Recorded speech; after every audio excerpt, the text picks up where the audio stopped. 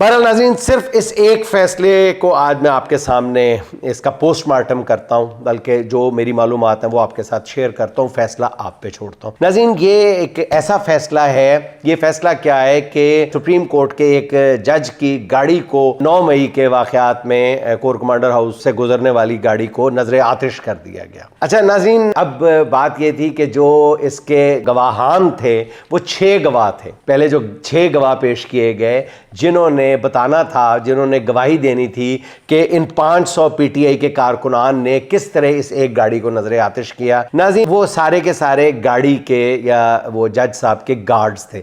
6 के 6 गार्ड्स ने ईमानदारी का मुजाहरा करते हुए ज़मीर की आवाज़ पे उन्होंने शनाख्त परेड में शामिल होने से इनकार कर दिया। उन्होंने गवाही देने से भी इनकार कर दिया। 6 के 6 गार्ड्स ने शनाख्त परेड में शामिल होने से इनकार कर दिया। और नाज़रीन, सबसे अफसोसनाक बात जो मुझे इस केस में जो 10 के करीब के कारकुनान थे पीटीआई के, उनके वकील परवेज़ इकबाल उमवी साहब ने बताई है। परवेज़ इकबाल साहब कहते हैं कि इस केस के जो मुद्दई थे दिलावर हुसैन, उन्होंने हल्फन वो कहते हैं कि मैं कुरान शरीफ पे हाथ रखने के लिए तैयार हूँ, ये केस झूठा है, लेकिन मुझ पर इतना ज़्यादा दबाव है, इतना ज़्यादा दबाव है कि मैं ये केस वापस नहीं ले सकता, मैं ये केस चलाने पर मजबूर हूँ। और उन्होंने परवेज़ इकबाल उमवी से ये दरख्वास्त की कि खुदा के लिए मुझ पर अगर आपने थोड़ी सी भी और ज़्यादा जरा की, इसको तवालत दी, तो मेरा दिमाग फट जाएगा, मेरी दिमाग की नस फट जाएगी, खुदा के लिए बंद कर दें, मुझसे कोई सवाल ना पूछे। नाज़रीन, ये मामला था।